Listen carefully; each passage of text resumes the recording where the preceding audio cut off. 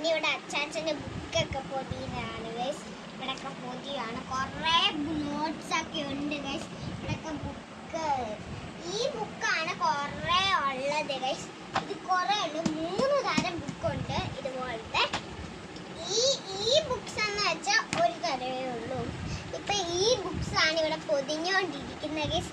അതിൻ്റെ ഇടയ്ക്ക് ഞാൻ കൈ ഇട്ട് ഗൈസ് ഇതിൻ്റെ ഒരു പേപ്പർ എടുത്തിട്ടുണ്ട് ഗൈസ്. ഇതൊരു മേൽക്കൂര പോലെ ആയിരിക്കും നിങ്ങൾക്ക് തോന്നുന്നത് അല്ലേ ഗൈസ്?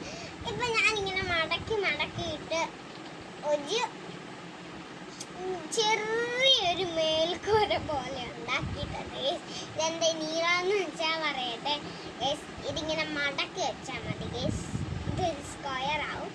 ഇപ്പുറം നമുക്കിങ്ങനെ മടക്കി വെക്കാം ഗൈസ്.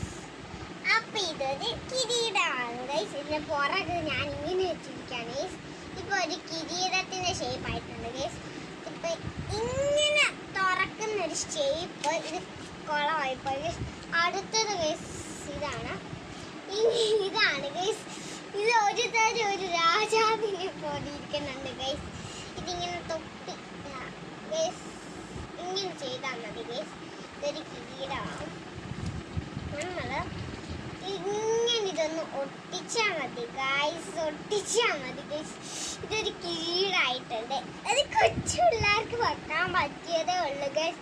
നമ്മക്കൊക്കെ എവിടെങ്കിലും പോകുമ്പോൾ തലയിലൊക്കെ ക്ലിപ്പ് കുത്തി വെക്കാം ഗൈസ്. ഇതിന്റെ പുറകിൽ ഇങ്ങനെ സ്റ്റിക്ക് ചെയ്ത് വെച്ചാൽ മതി ഗൈസ്. അതൊരു കിരീടമാകും. നമ്മളിപ്പോ സ്റ്റിക്ക് ചെയ്യാൻ ഇവിടെ സ്റ്റാപ്ലെയർ ഉണ്ട്.